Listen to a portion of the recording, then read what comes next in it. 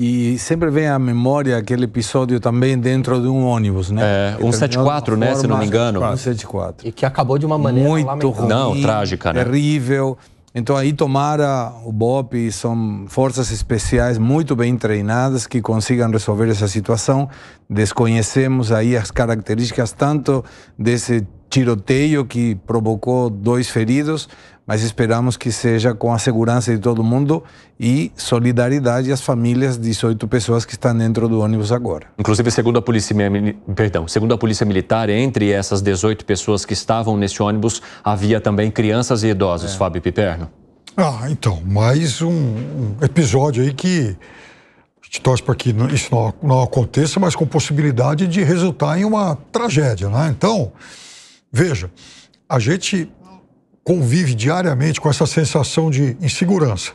Uma sensação de insegurança provocada por quadrilhas organizadas, e a gente sempre fala disso aqui, e também, provavelmente, por agentes livres aí, por exemplo, um criminoso como esse. Então o cidadão entra num ônibus, num terminal rodoviário, ele sabe que a chance daquilo dar errado é imenso, porque, enfim, ele vai fazer o quê? Ele vai sair pilotando o ônibus, ele vai extorquir alguém, ele vai conseguir fugir? Não.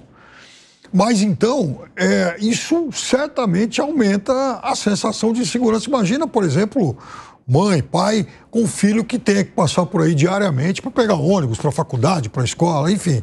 É realmente uma tragédia. Ô, Luiz Felipe Dávila, o Piperno tocou num ponto interessante. Você acha que uma ação como essa, arriscada, né, ao pensarmos que numa rodoviária movimentada, um ônibus, são várias pessoas, claramente essa situação seria identificada o mais rapidamente possível e a polícia faria o isolamento, inclusive com a atuação do BOPE. Mas isso esfrega na cara das autoridades essa atuação criminosa que toma conta de várias partes do país, mas especialmente do Rio de Janeiro?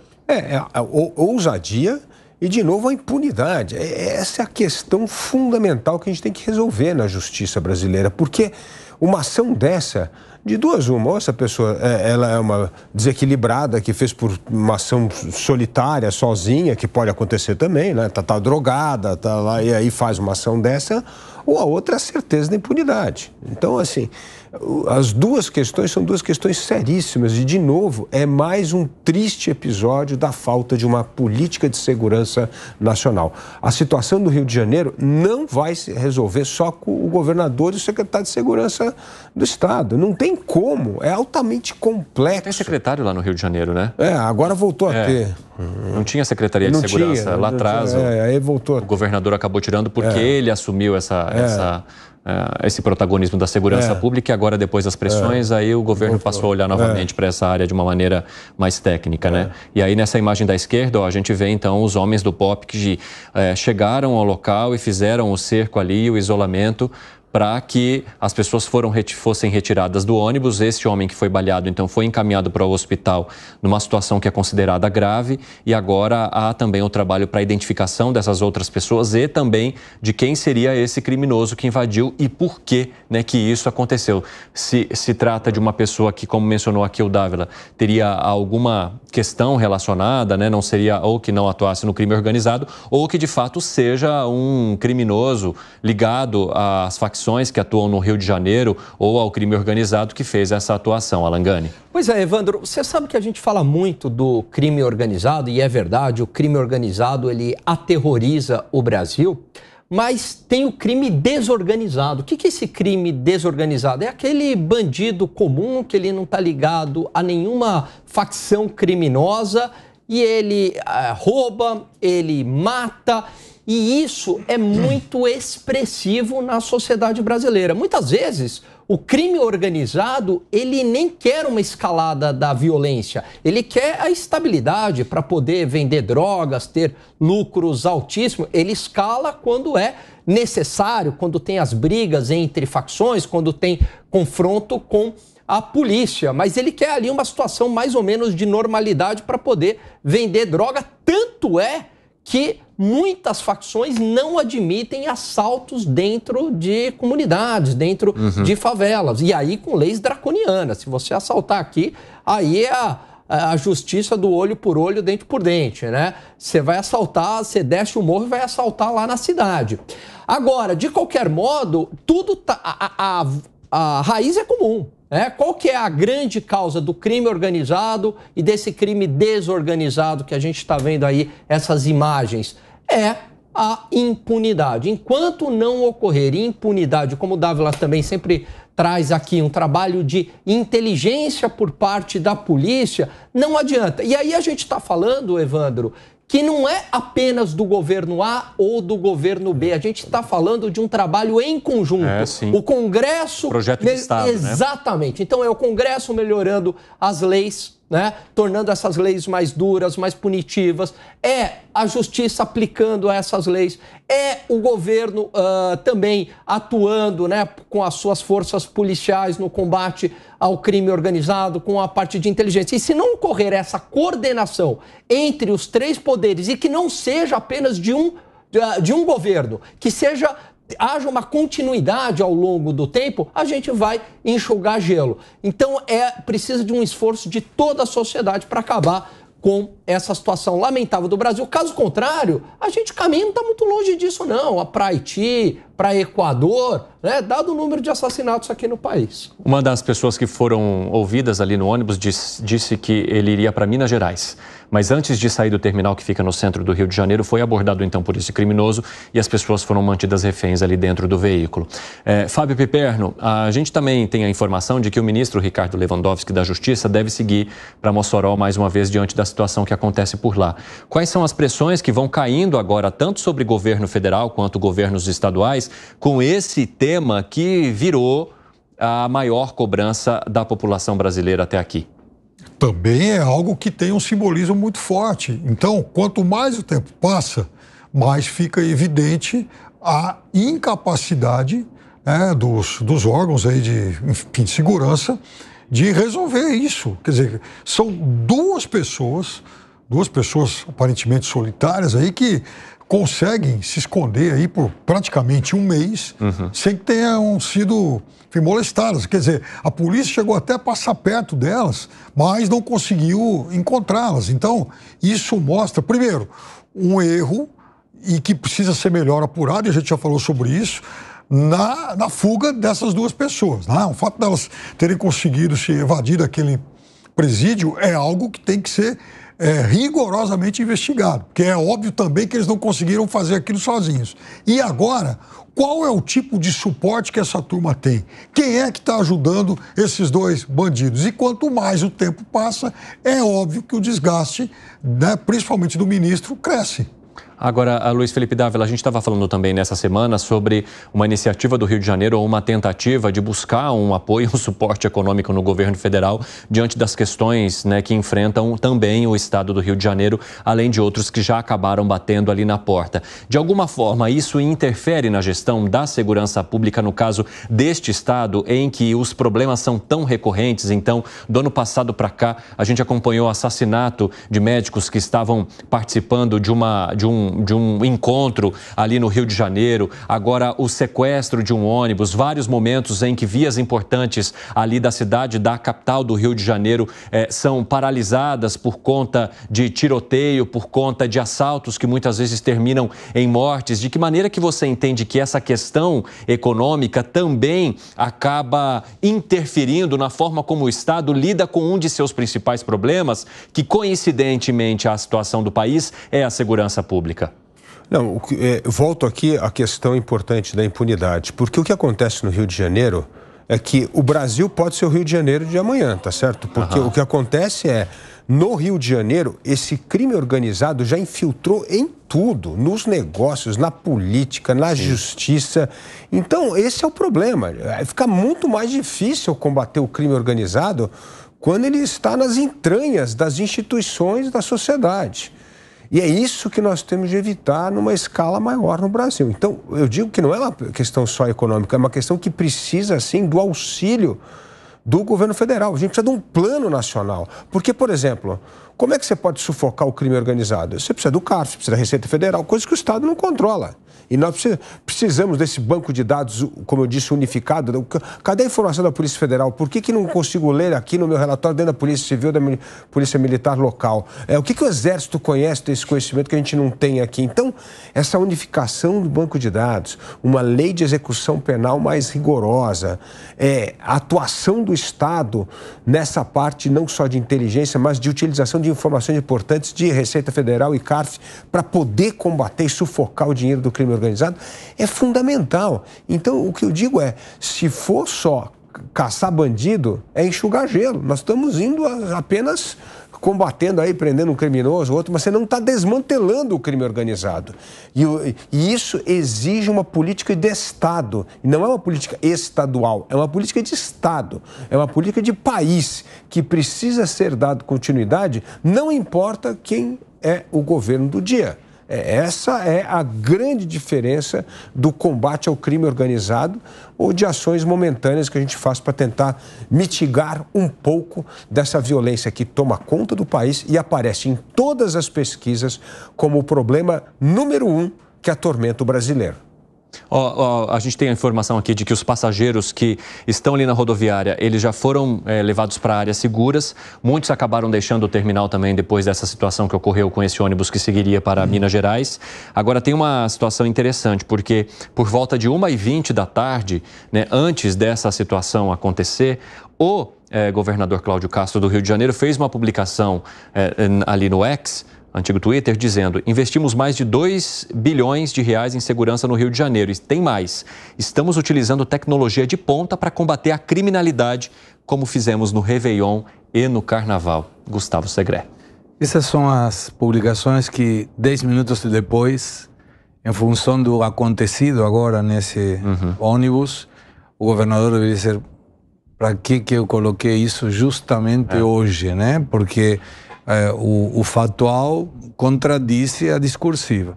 Quando nós analisamos de uma forma um pouco mais sistêmica, Evandro, a gente vê que toda a campanha política, e agora vamos começar a ver uma exatamente igual, trabalham sempre sobre os 3 pilares fundamentais das obrigações do Estado a respeito da cidadania: educação, saúde e segurança. Quando nós observamos episódios como esse, 30 dias depois ainda, as 2 tartarugas fugidas de Mossoró não foram pegas, então você vê que a tartaruga foi mais rápida que uma quantidade enorme de recursos e de efetivos, e logicamente esse efeito tartaruga é irônico, porque como dá para explicar que 2 pessoas fugitivas, em teoria sem nenhuma estrutura, conseguem se evadir de uma superestrutura do Estado com recursos e efetivos? Ou eles são mais inteligentes, ou as forças de segurança não estão fazendo tudo o que poderiam, talvez por necessidade de recursos que não contam, falta de inteligência, que tantas vezes o Luiz Felipe Dávila comentou aqui, mas a questão de saúde não funciona, segurança não funciona, a educação não funciona.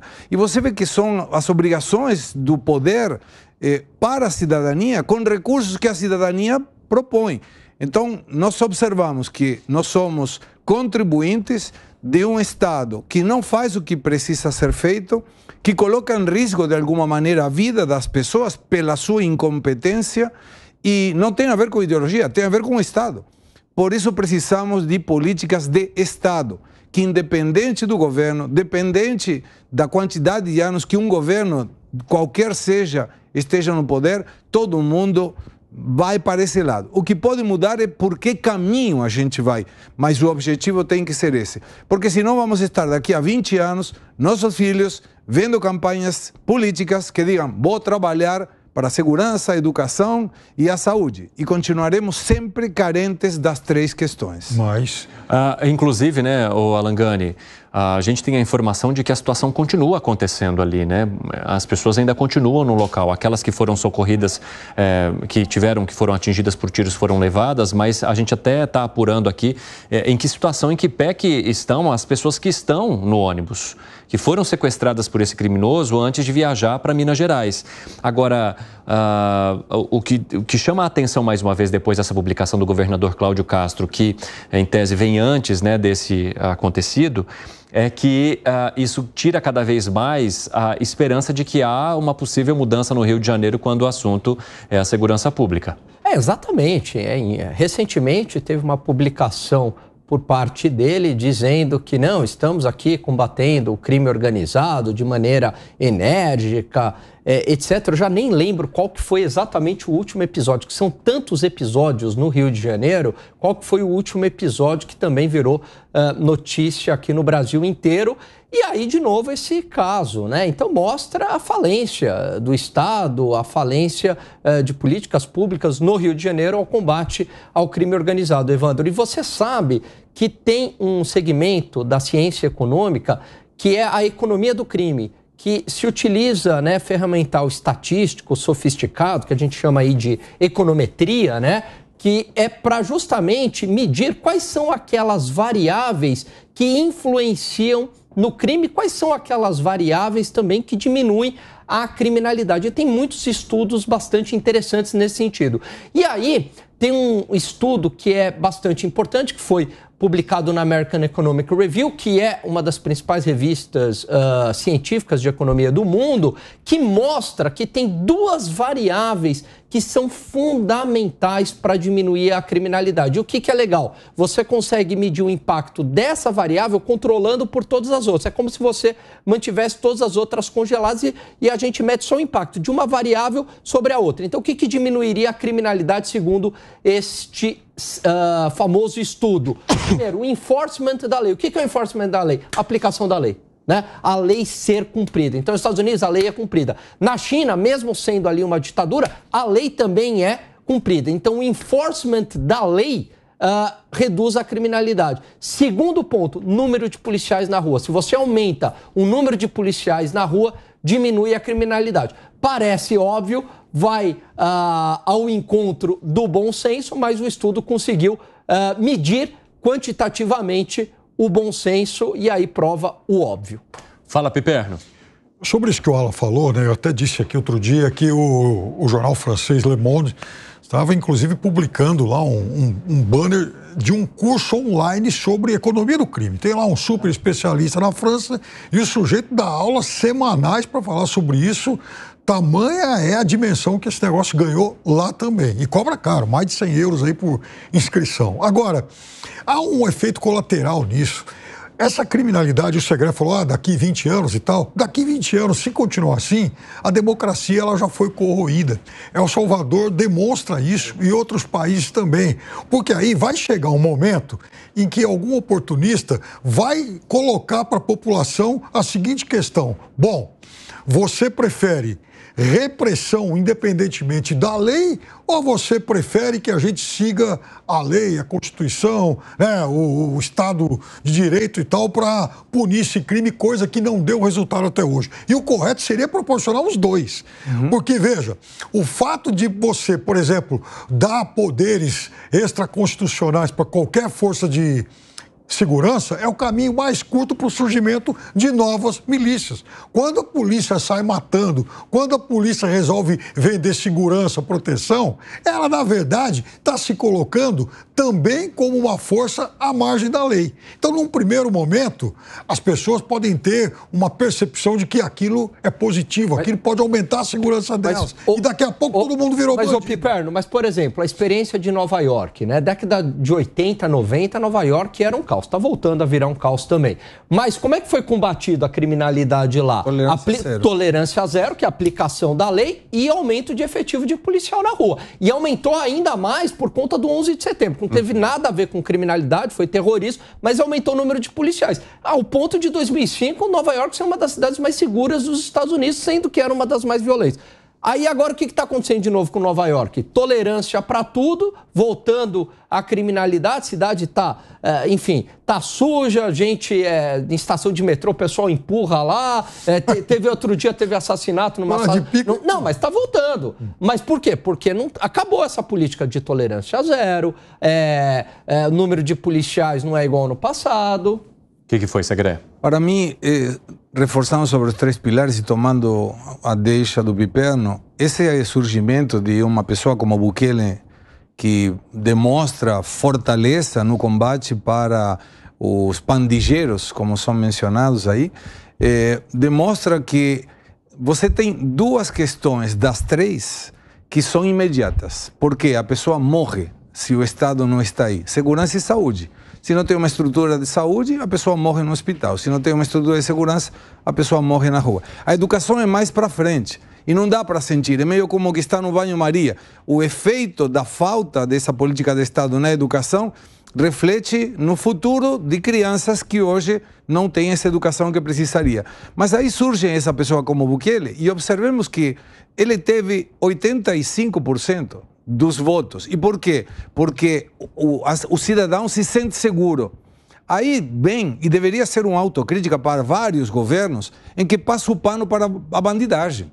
Então você tem agora essa situação dentro de um ônibus. Teve 2 pessoas feridas, desconhecemos a situação que provocou esses ferimentos. Aí de repente vem a polícia, o bandido morre, e aí você vê que as organizações de direitos humanos vão criticar a polícia pela morte do bandido. E as 2 pessoas que foram feridas, como é que fica? Então, se o próprio governo ele não mostra o seu compromisso para derrotar a bandidagem vai crescer. E não interessa qual é o governo. Qualquer governo que justifique que a bandidagem é um problema social estará conspirando contra a segurança do cidadão. E por isso é fundamental ter esse projeto de longo prazo nas 3 características, para que daqui a 6, 7, 10 anos as propostas de campanha sejam como melhorar o que está funcionando bem e não como resolver o que nunca funcionou bem. Bom, eu quero trazer aqui até a publicação que foi feita pela Polícia Militar sobre a situação que está em andamento lá na rodoviária que fica no centro do Rio. Secretaria de Estado de Polícia Militar informa que nesta terça um homem atingiu 2 pessoas por disparos de arma de fogo e faz outros passageiros reféns em um ônibus na rodoviária do Rio. Os feridos foram socorridos ao hospital no centro, a área segue isolada. Inclusive, a gente também está tentando confirmar a informação se esse ônibus teria saído da rodoviária, aí teve um problema no ar-condicionado, voltou para o terminal, algumas pessoas desceram do ônibus por causa do calor e parece que o homem que já estava no veículo fez os disparos e depois manteve o restante dos passageiros que permaneceu ali refém. Então agora a gente tem até essas imagens, né, que mostram depois a confusão que acabou gerando ali, porque havia outras pessoas também para embarcar para outros destinos, que não Minas Gerais, que era esse ônibus para onde ele seguiria, e que agora ficam assim, né, esperando ao término do isolamento da área, a solução do caso, a prisão dessa pessoa que teria cometido esse crime, para que então o funcionamento aconteça. Agora não há qualquer previsão disso, porque, como eu acabei de trazer, a Polícia Militar ainda está com a situação em andamento e, pelo contrário, as pessoas estão sendo retiradas desses locais, levadas para áreas mais seguras, isoladas do que as áreas de embarque aonde estava esse ônibus que seguiria para o estado de Minas Gerais. Dávila. O Pipeno trouxe um ponto aqui que me parece muito relevante, né? Que o crescimento dessas organizações criminosas vem dominando os países, chega a um ponto de colapso do país. É o caso de El Salvador, como bem lembrou aqui o Segredo, Bukele que ganha a eleição com 80%, é a questão do Equador, né? Agora o Haiti praticamente expulsou o presidente da República do país e não deixa o presidente voltar, está pedindo renúncia do presidente da República. Olha o ponto que nós chegamos.